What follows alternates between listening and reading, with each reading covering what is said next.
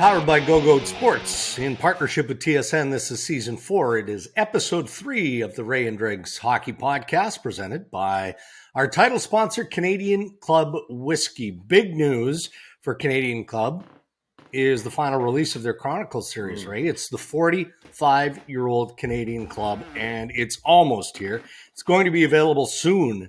In the next few weeks, as a matter of fact. I know we're excited about that and looking forward to tasting the 45-year-old. But you know what? Like everything else, it's in moderation. But when you have something as special as this 45 is, moderation is key. It's a sipper. It's for special occasions, right?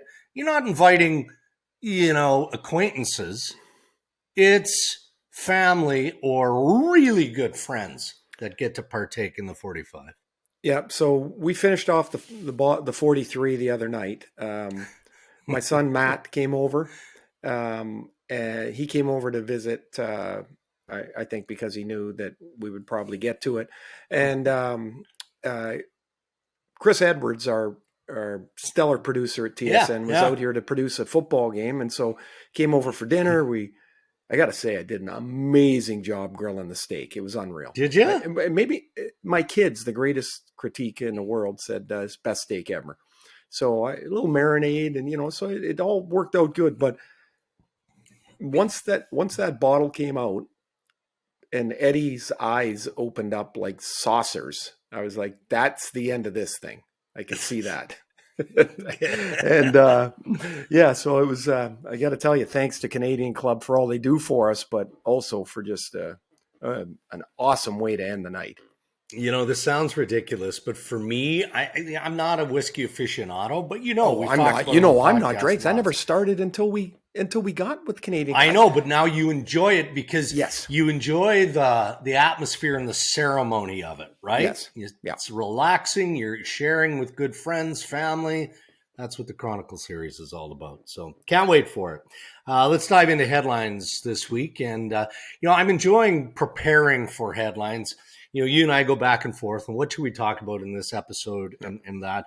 Normally, when you get into the full blow of the regular season, there's a bunch of different ways that you can go. And the reason I say that I'm enjoying the preparation now is because you're drilling down on some of the nuance and the subtleties of how you prep a team for the regular season, right? And this is stuff that we probably normally wouldn't touch on. So headlines again presented by our good pals at Boston Pizza. Now I'm asking you because you went through how many preseasons? Many. 18 or 20. Yeah. 20. And played, off the top of my head, you didn't play a lot in the American League. Like 36, 37 games your first year? My first year, and then I went back when I broke my leg. I played 2 more with the Islanders. So under about 40 American League games. Yeah. So, much of your path, there was probably some uncertainty here or there, but you were a good enough player that going into training camp after the first few seasons, couple of seasons in the NHL, you knew you had a job. You knew you had a spot. And it probably, aside from being painful physically and to a degree mentally, wasn't necessarily overwhelming. So I ask you, does the preseason tell you anything other than where individual players are, especially your prospects or the PTO guys or the guys that are on the cusp and are fighting for jobs? What are you looking for more as a coach as opposed to a general manager? I think readiness more than anything else. Like the John Tortorella's got a major reconstruction project in front of him in Philadelphia, and he said the other day that he doesn't really care if they win or lose. That's not what he's looking at. He's looking at readiness, who can fill jobs, who can fill spots. You have to dance around guys that are injured or banged up. Some of them might be, use Philadelphia as for an example. It might be Sean Couturier. Yeah. Or then, of course, trying to work around Ryan Ellis's expected absence again. Or it might be guys that are nicked up that you want to look at that could be in your bottom 6 or your 5, 6, 7D. And so you don't really get the script that you want.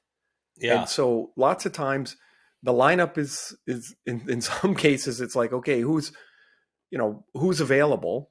And also We have to have a certain number of NHL contracted players in a game. Right. I don't want to play my best players on the road because I don't want to travel them. I want to keep them at home because they're going to travel and play enough during the year. So I think it's readiness more than anything else. Like, are we sort of looking like we're getting prepared for the season?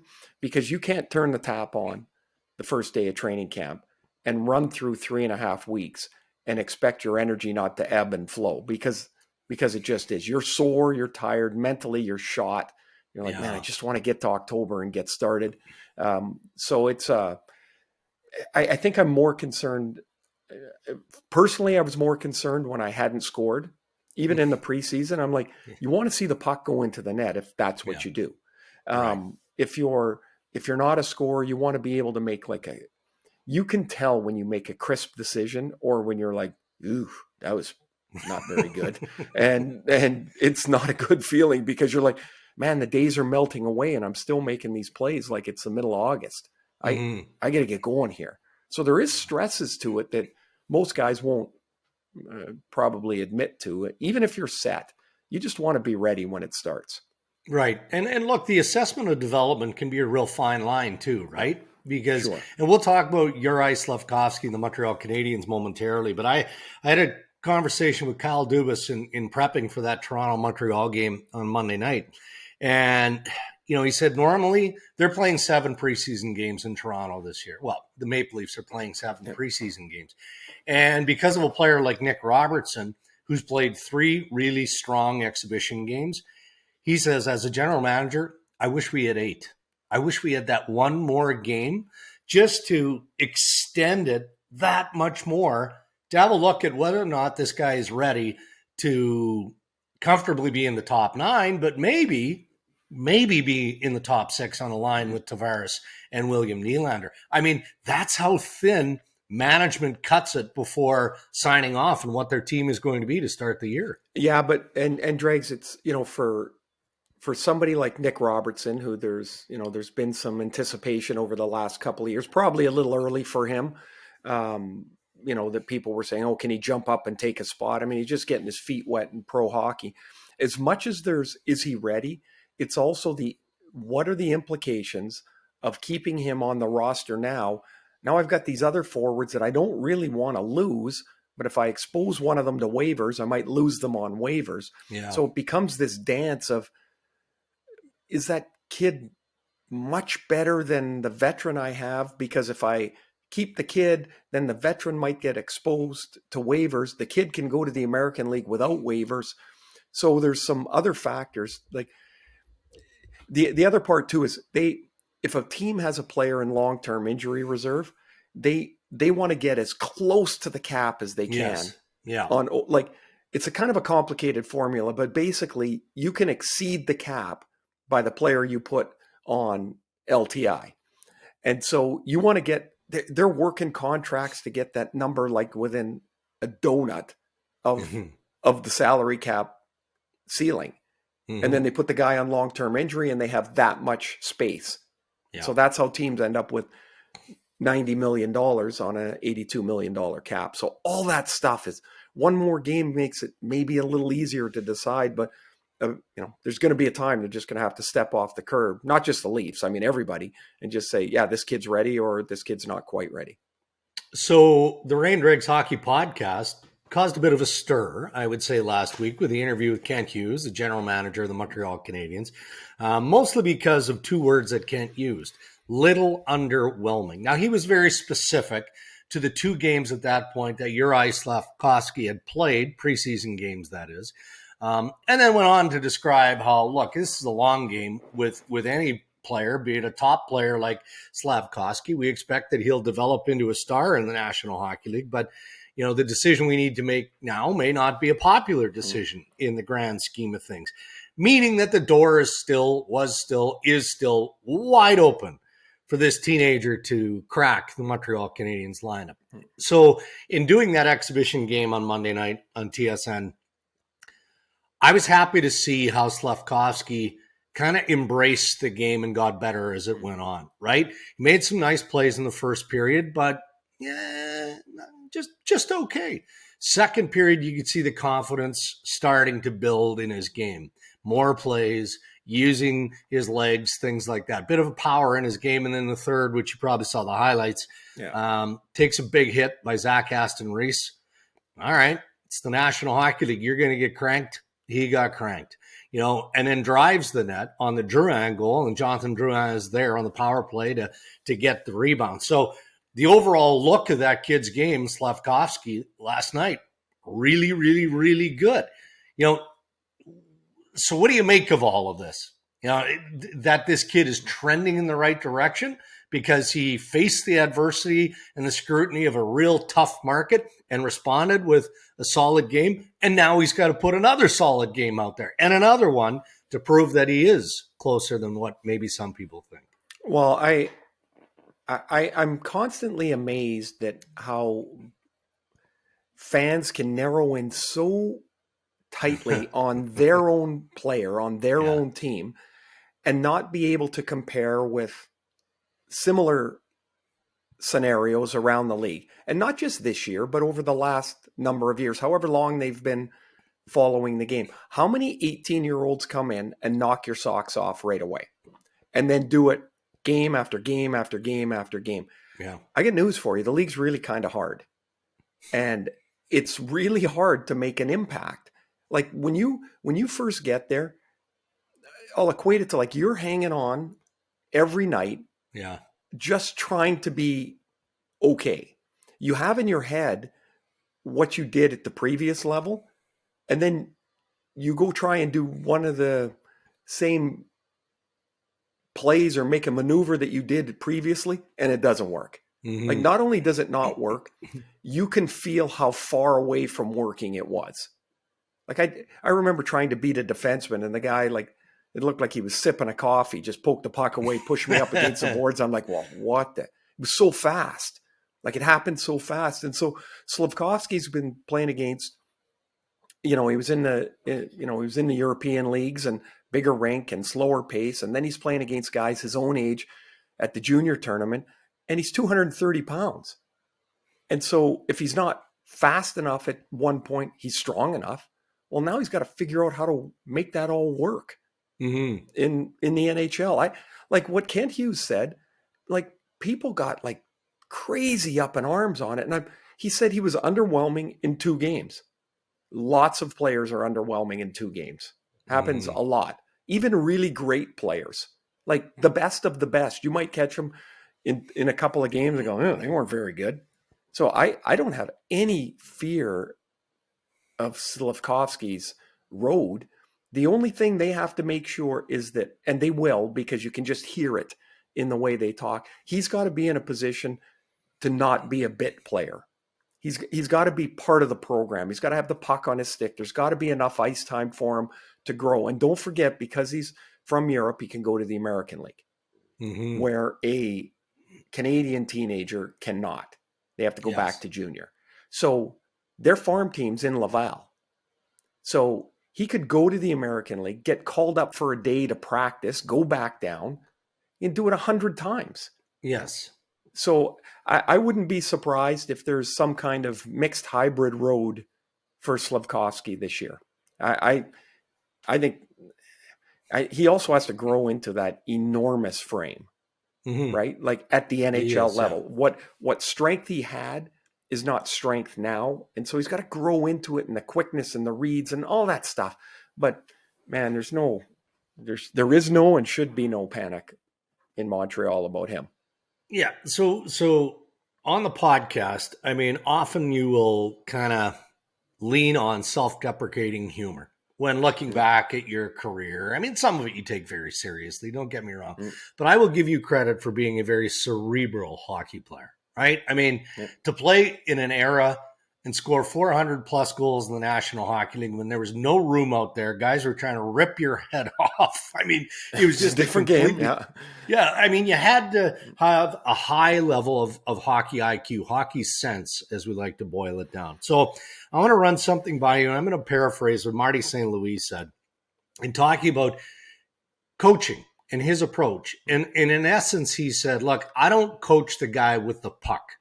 I coach the other 4 because the puck carrier is the present, and I'm more concerned with the future, which is represented in the other 4 players on the sheet who don't have the puck. And as soon as he said it or I read it, I'm like, man, I never thought of it that way, but that's interesting. I mean, that's a guy that thinks the game, well, certainly different than I do, but what's your takeaway from that comment?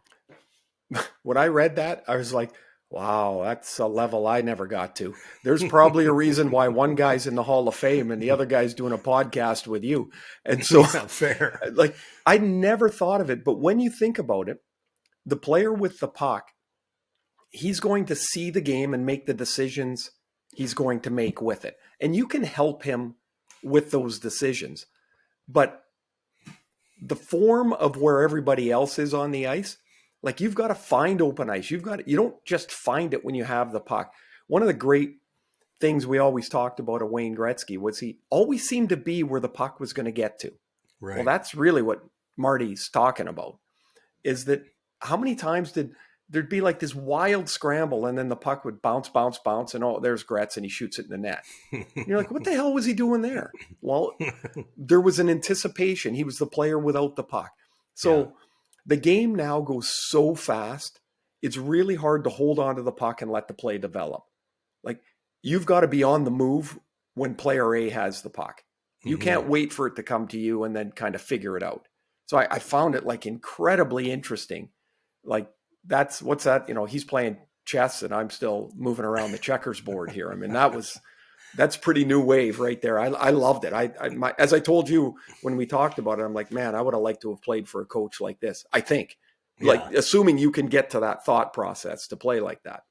All right, another Canadian coach, and then, we'll get serious for a moment to wrap up headlines. But tell me, is Darryl Sutter of the Calgary Flames throwing shade at Matthew Tkachuk, Johnny Gaudreau, go down the list?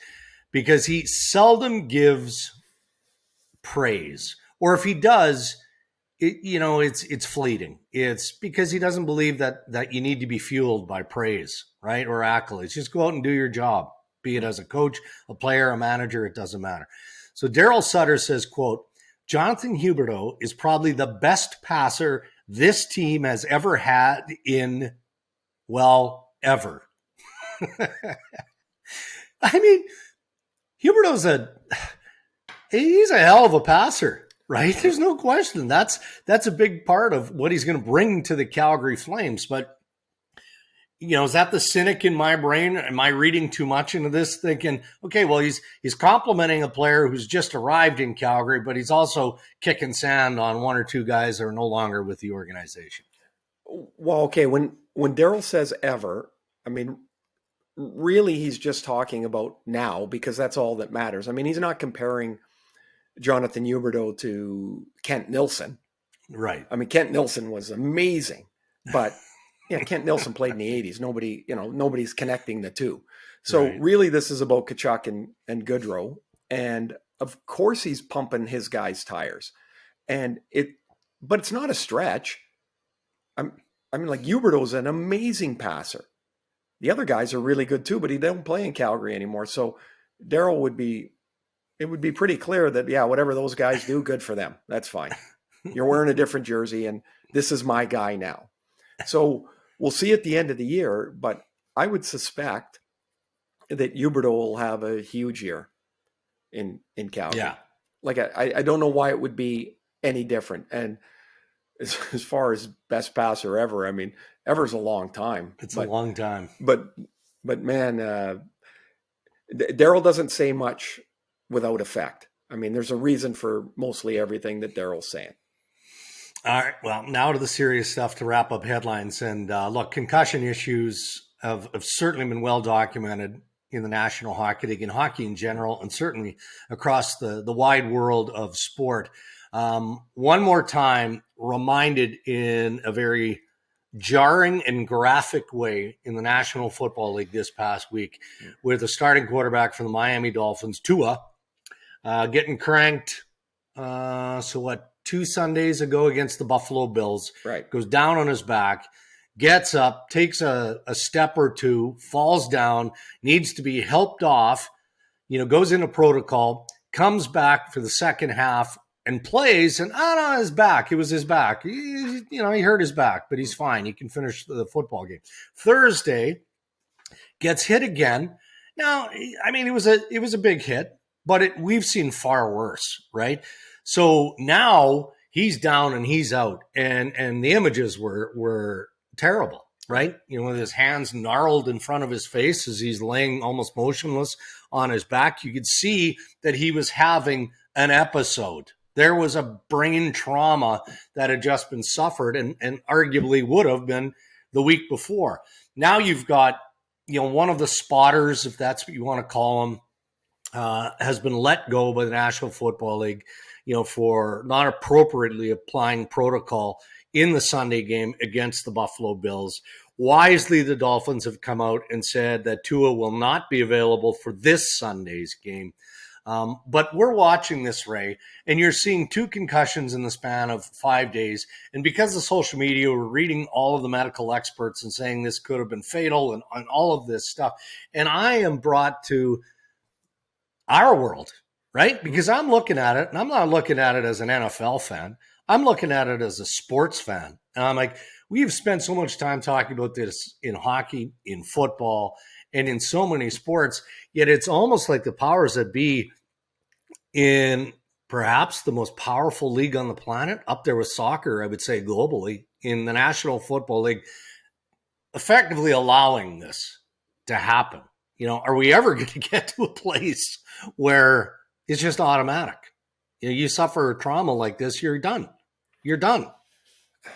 Dregs, it's so easy to sit here and take myself out of the playing part of the game. And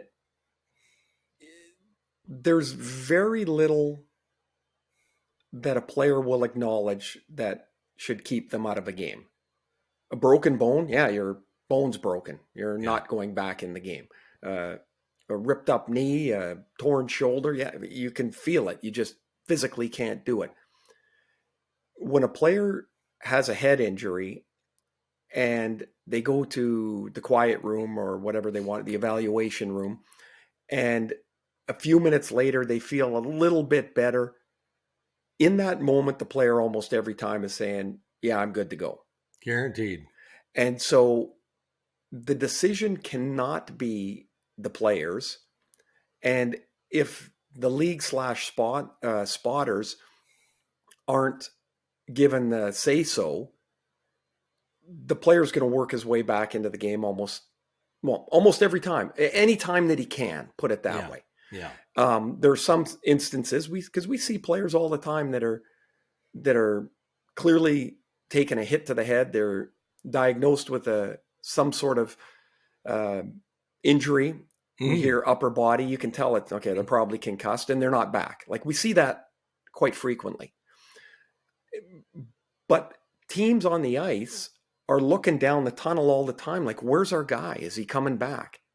What about the play when a goalie's in the net and a player cuts across the front of the net and they clip the goalie because they're trying to avoid him, and they clip his head, and you see the goalie's head snap back and forth.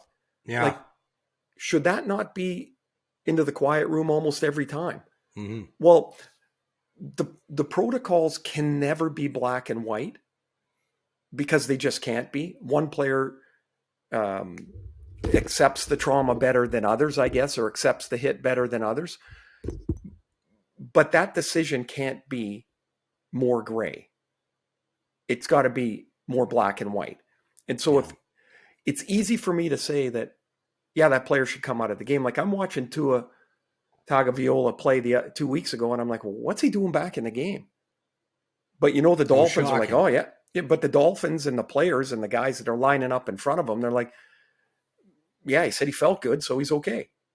Mm-hmm. And so there was a player that came out, and I'm not sure who it was, and he said, he wanted to thank, I believe it was the Patriots, for saving himself from himself, because he had 2 concussions in the same season, and he was going to come back and play, and they held him out for, basically he missed a year. Mm-hmm. And man, it's scary stuff. And I get it all. I get the pressures of getting back in the game, and it's really hard to look at your long-term future in that moment. It really is. I had knee surgery. I was able to, like a little scope, and I was able to play, inside of a couple of weeks, because I felt like we were in a playoff race and I wanted to get back as fast as I could. Now, I had a whole bunch of other trauma to the knee, and now I got a replacement knee. And so, like, you're going to pay a bill for your injuries at some point, but when you're in it, you don't understand the bill that's going to be paid. I didn't think, and I'm not saying that injury was the one that made me get a knee replacement. I had 6 other surgeries on that. The thing fell apart. And so, but there was a bill to pay for it, and it was nobody's fault. I just kept coming back and playing. And the players will always do that if they're given the option. I think you have to, in this case, with your head, with concussions, you have to be on the side of caution. I really do. Those are your headlines. Thank you to Boston Pizza.